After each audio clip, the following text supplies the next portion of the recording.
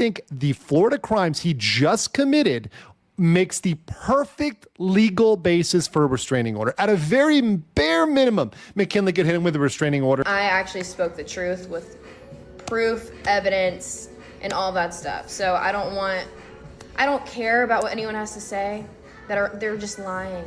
Liars. Imagine waking up one morning and realizing your entire empire, your money, your agency, your reputation might not be just collapsing, but could get wiped off the map by the authorities. Yeah, that's exactly the storm Jack Doherty is walking straight into right now. Because his OnlyFans agency, the backbone of all his income, isn't just struggling, it's on the verge of being shut down, banned, erased, pick your word. People dislike how they promote themselves, as they essentially paddle this adult content straight to kids, and it's very clear by the way they market themselves. A little bit of a stretch though, but the dude did call him out for being soulless. And the craziest part, the fire is coming from all the directions. So here's the situation. Jack Doherty's legal mess has been snowballing for days, but now we're officially entering boss level chaos. His probation risk, his streaming violations, and now the agency allegations are stacking like a Jenga tower in an earth. She really wants to get back at him, and she's really mad about that.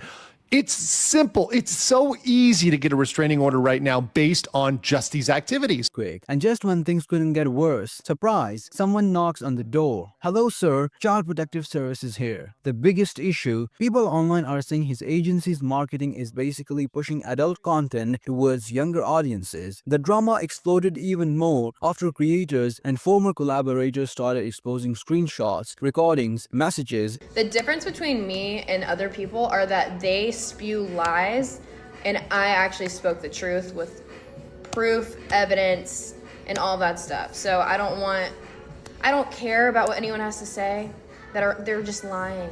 Liars. Some claiming abusive behavior, unpaid profits, and even humiliation on live streams. Would you date a girl that did OnlyFans? I gotta just be the breadwinner. I don't know, I feel weird. A lot of these OnlyFans chicks are rich, right? They are. You wouldn't marry though. Like, you're not marrying an OnlyFans. I mean, maybe I would have, but like at this point, like it's probably not worth it. Like, you know? Well, yeah, like, I wouldn't. I don't think I'd marry a OnlyFans girl now. You know, there's no point. Combine that with the ongoing Florida charges, and the situation becomes a legal soup. Then you have his own models leaving like, I came here to make money, not trauma. First McKinley, then Christie. At this point, it's less agency and more ghost town. I think the Florida crimes he just committed makes the perfect legal basis for a restraining order. At a very bare minimum, McKinley could hit him with a restraining order. Authorities reportedly started watching this agency's operations closely, and if any claim about underage involvement, unpaid contracts, or illegal business practices is proven true, game over. Grace, you walk away from me.